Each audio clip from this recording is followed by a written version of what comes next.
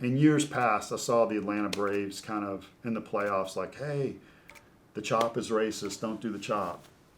And so one of the players of the Cardinals had Native American heritage, and they kind of stopped.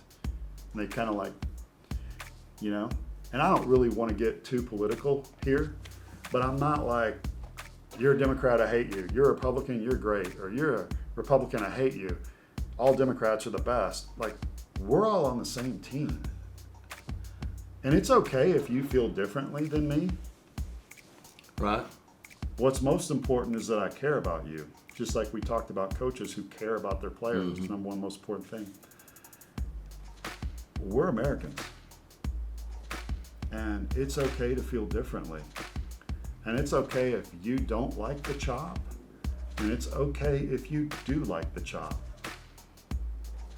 The president of the Cherokee Nation, the largest Native American tribe that we have left, loves the chop.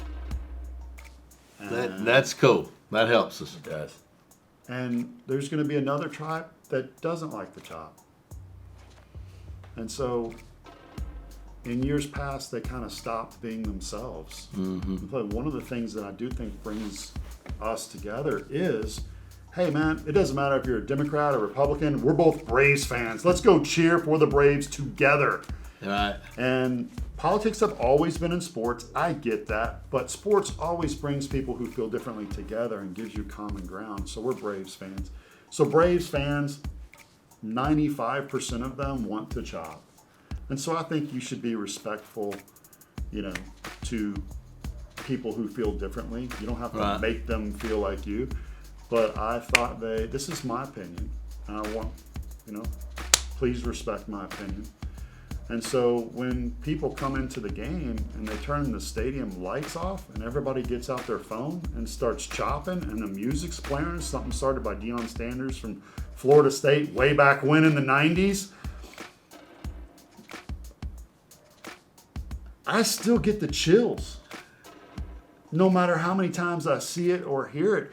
And it's very intimidating for another player to come into that. Yeah. Good night. And I see people of all colors and races and backgrounds doing this. Yeah. And I had a player who's almost should be a Hall of Famer, a really good friend of mine, teammate, say, I feel like it's honoring. And he goes, I've never seen this before, but I thought it was racial. And now that I'm here, I see it totally differently. He goes, this is powerful, bro. And I go, yeah.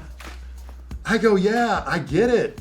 And I think another thing the Atlanta Braves did was they actually gave back to the Native American cultures and the Cherokee Nation by providing sports equipment and money for their education in schools. And I was like, that's really cool.